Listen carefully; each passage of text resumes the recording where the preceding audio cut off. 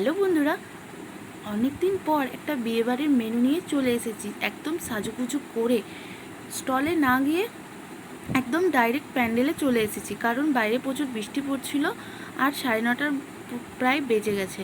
তো যাই হোক, তারপর দেখতে পাচ্ছ এখানে দিয়ে দিয়েছে জলের বোতল। তারপর এখন দিয়ে দিচ্ছে প্লেটটা ধোয়ার পর এখন দিয়ে দিচ্ছে এখানে মেনু কার্ড। তোমরা চাইলে মেনু কার্ডে পজ করে দেখে নিতে পারো। তারপর এখন দিয়ে দিচ্ছে প্লেটে স্যালাড। তো স্যালাডটা একটু খেয়ে নিচ্ছি। তারপর এখন চলে এসেছে ভেটকি কাটলেট। এই যে দেখো কোটিংটা, তো ভেটকি কাটলেটটাও খেতে খুব সুন্দর হয়েছে, একদম ফ্রেশ মাছ ছিল।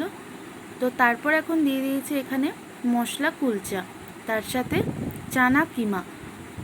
এখানে খাসির মাংসের চর্বি দিয়ে কিমাটা বানিয়েছিল, খেতে জাস্ট দুর্দান্ত হয়েছিল।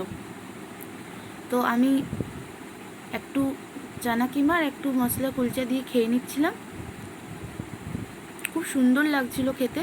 তারপর চানা কিমাটা শেষ করার পর পাতে পড়ে গিয়েছে বাসন্তী পোলাও বা বাদশাহী পোলাও।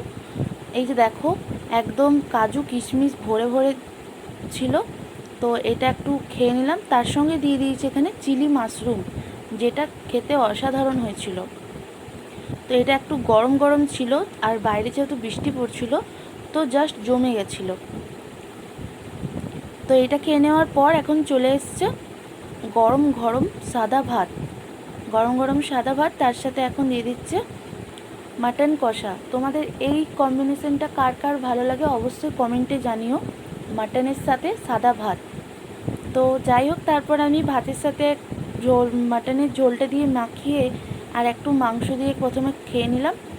তারপর এখানে দাদা একটা চর্বির পিস দিয়ে গেছিলো, এই যে দেখতে পাচ্ছ, ওইটার সঙ্গে একটু মাটন দিয়ে ভালো করে খেয়ে নিলাম। খেয়ে নেওয়ার পর এখানে চলে এসেছে ফ্রুট চাটনি, আর তার সঙ্গে একটু পাঁপড়। তার সাথে চলে এসেছে পাঁপড়, এই যে দেখতে পাচ্ছ, পাঁপড়ের সঙ্গে চাটনিটা মাখিয়ে খেতে জাস্ট দুর্দান্ত লাগে।